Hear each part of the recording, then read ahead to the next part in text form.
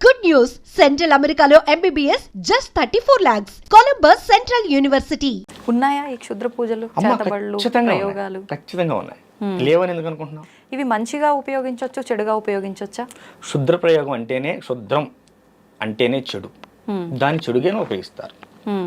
వీటిలో బోల్డ్ అనుభవాలు ఉన్నాయి మాకు. ఒకటి ఏదైనా మాకు ఇప్పుడు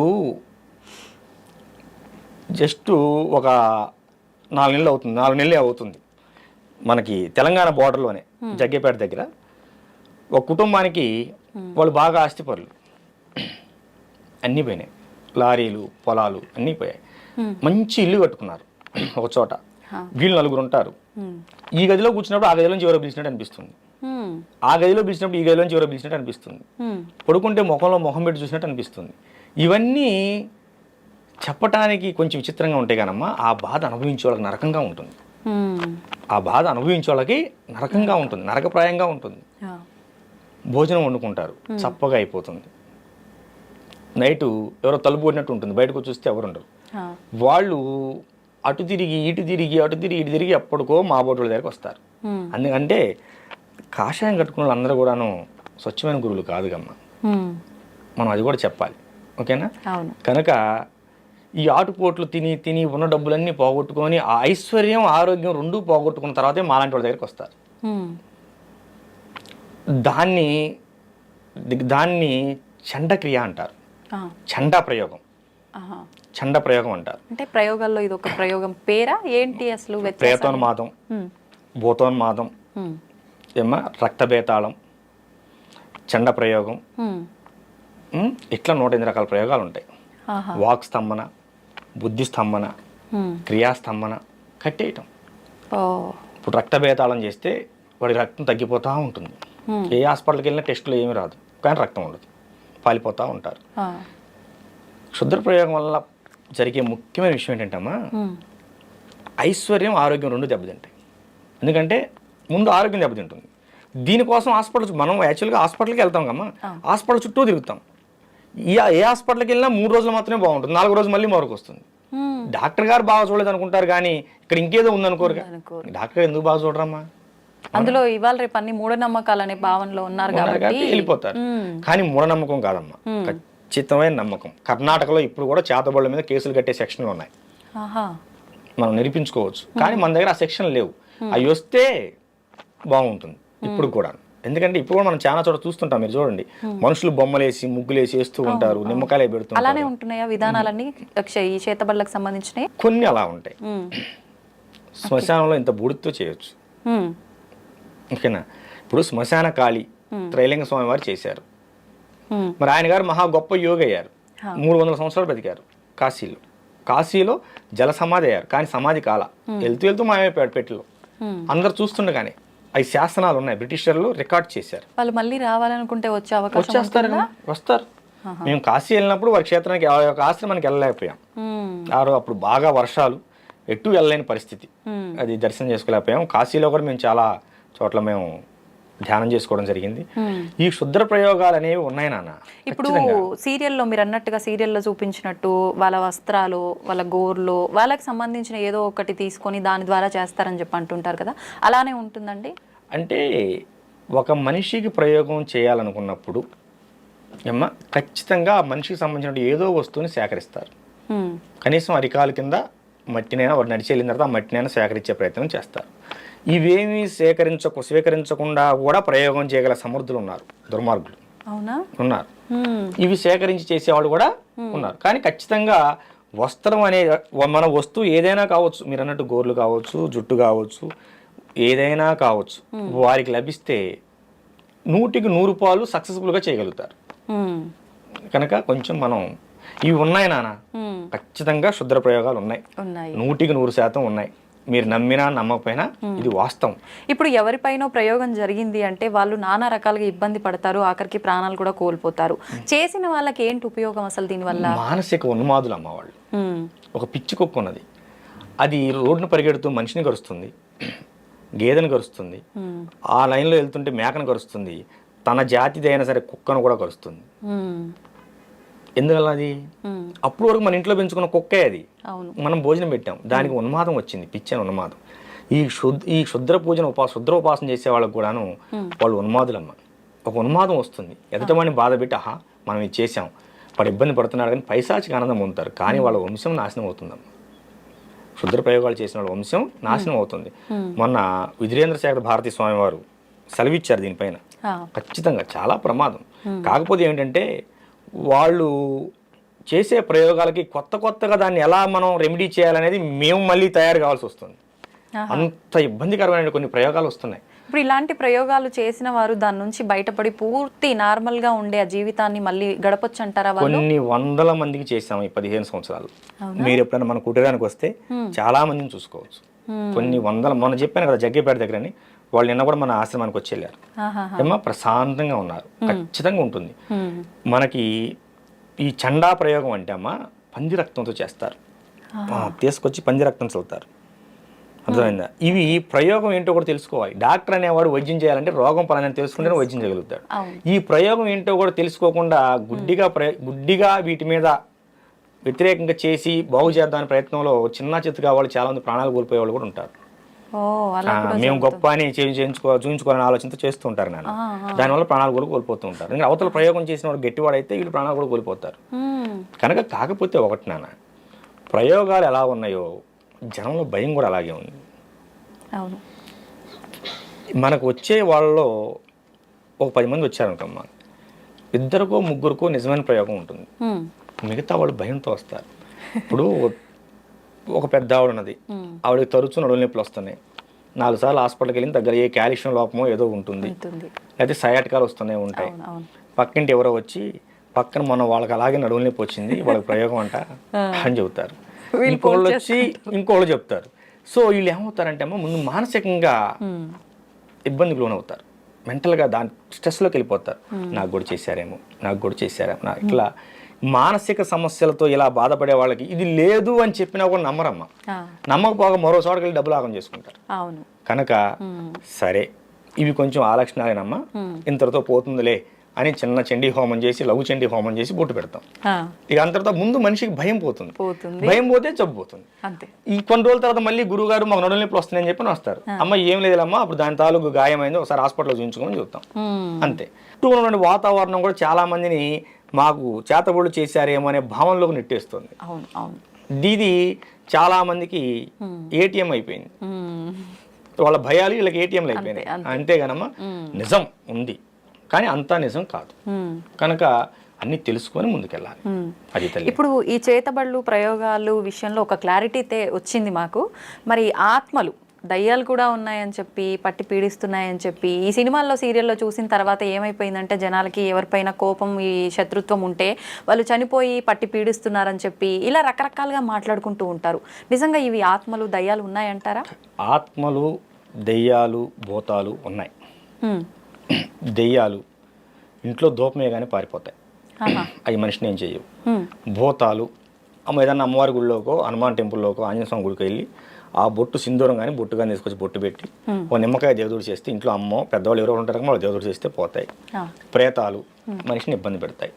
ఇప్పుడు ఈ ఆత్మలు దయ్యాలు ప్రేతాలు డిఫరెన్స్ ఏంటండి? ప్రేతాలు అనేవి అన్ఎక్స్పెక్టెడ్గా మరణం పోవాలనేటువంటి ఆత్మలు, ఇంకా బతకాల్సిన సమయం ఉండి ఓకేనా ఏదైనా బలమైన కారణం వల్ల చనిపోతారు.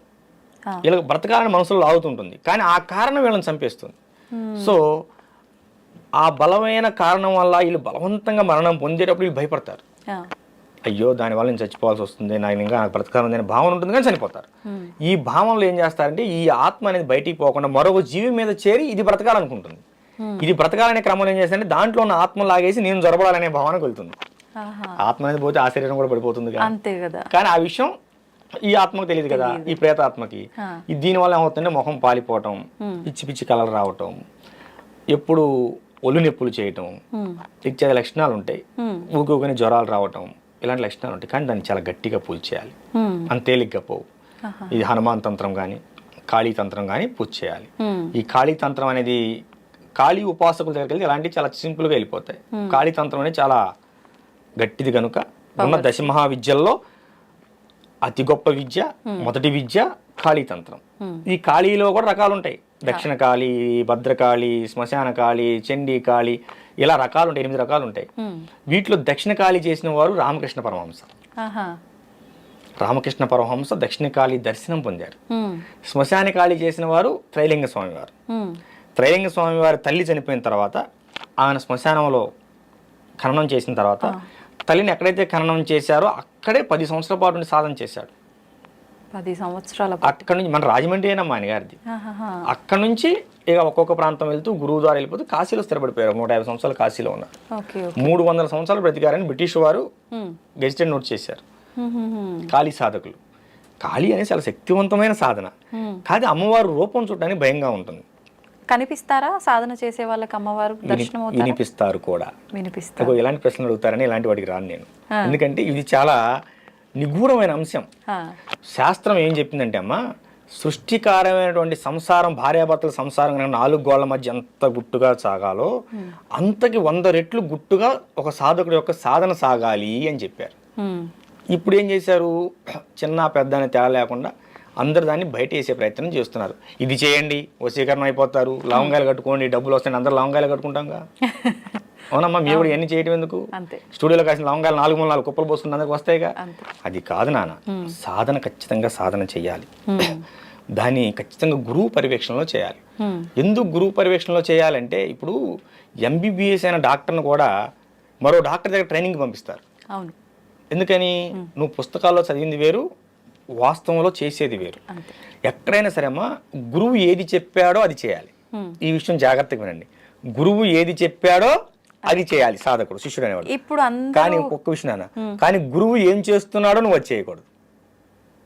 గురువు ఏది చెప్పాడో అది చేయాలరా తల్లి, కానీ గురువు ఏం చేస్తున్నాడో అది చేయకూడదు.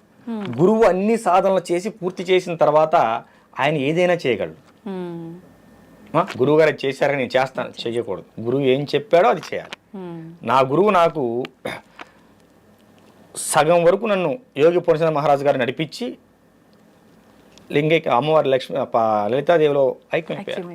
2 సంవత్సరాలు బాధపడ్డాను. నాకెట్లా, ఏంటిది అమ్మవారిని విపరీతమైన సాధన చేశాను, కాళీ సాధన. మరి నా గురువు నాకు నేర్పెళ్ళాడు కదా, అన్ని అసంపూర్ణంగా ఉండిపోయాయి. నా జీవితం ఏంటంటే ఒక చోట వేద సదస్సు జరుగుతుంది.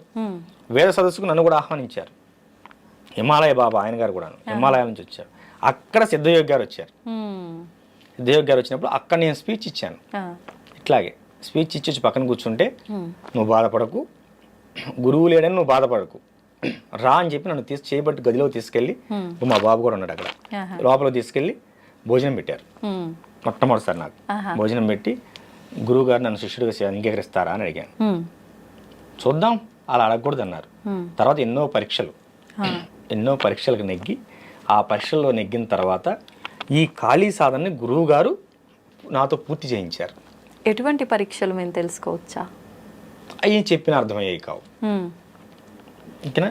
ఒక గురువు శిష్యుడికి ఏ విధంగా పరీక్షలు పెడతారనేది ఆ క్షణంలో ఆ టైంలో ఏదైనా పెట్టవచ్చు.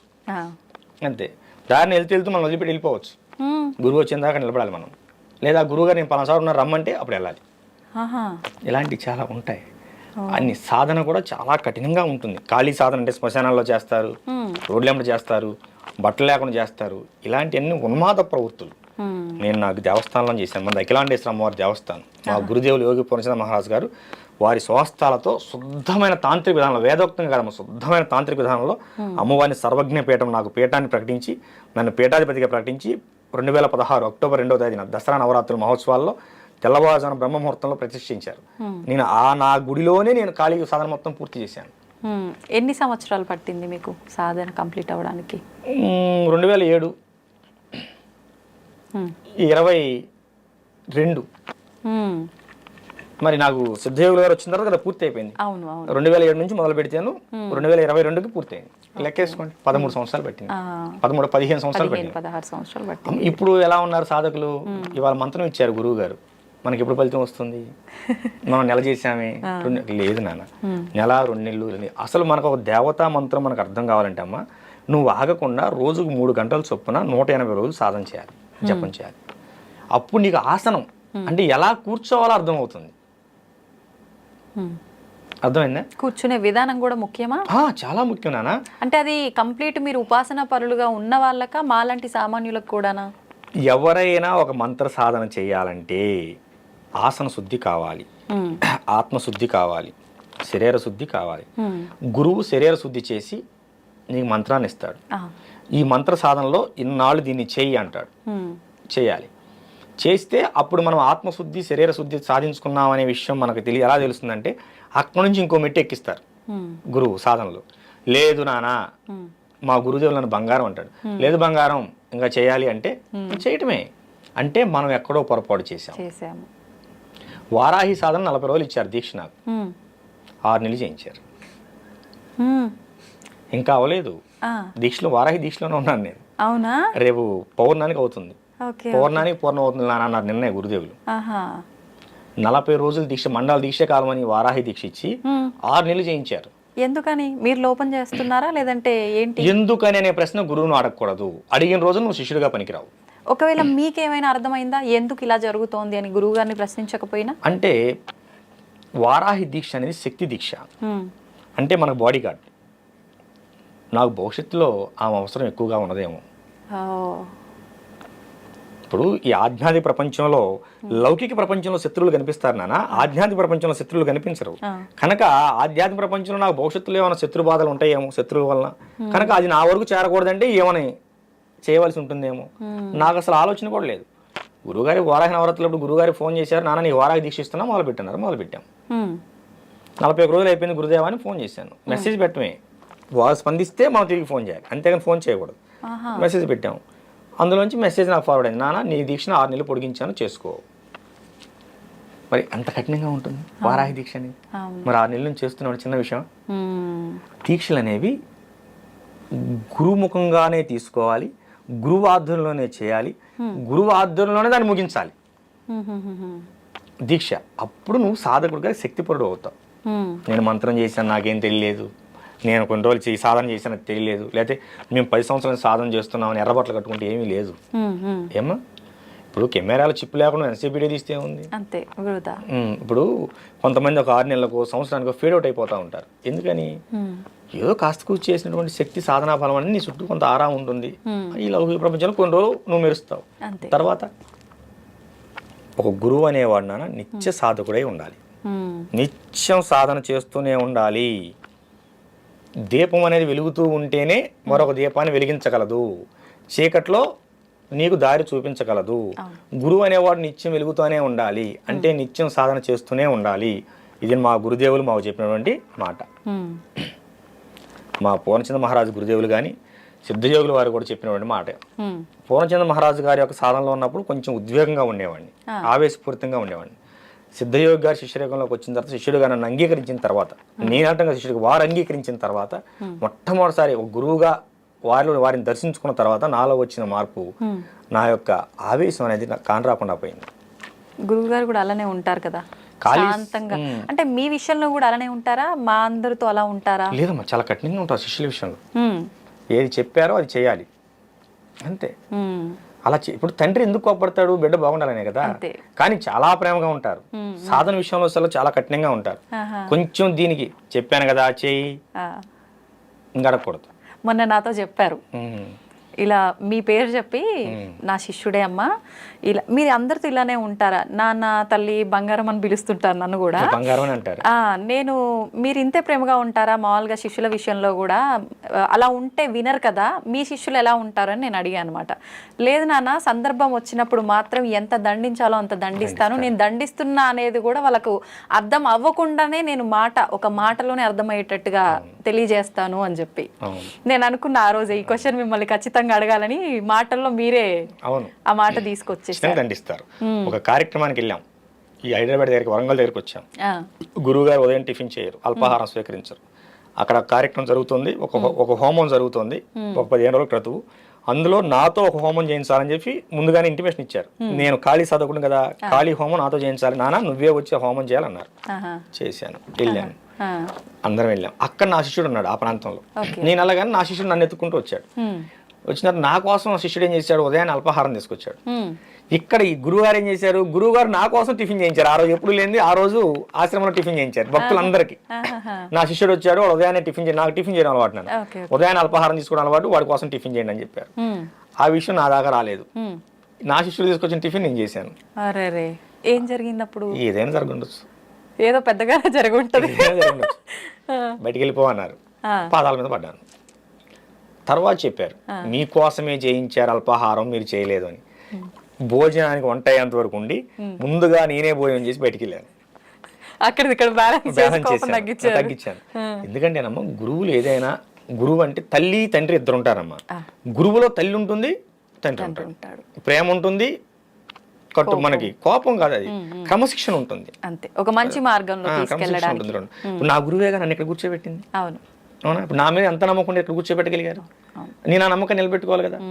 అందుకని గురువుని ఎప్పుడూ కూడా అనుసరించండి, అనుకరించొద్దు.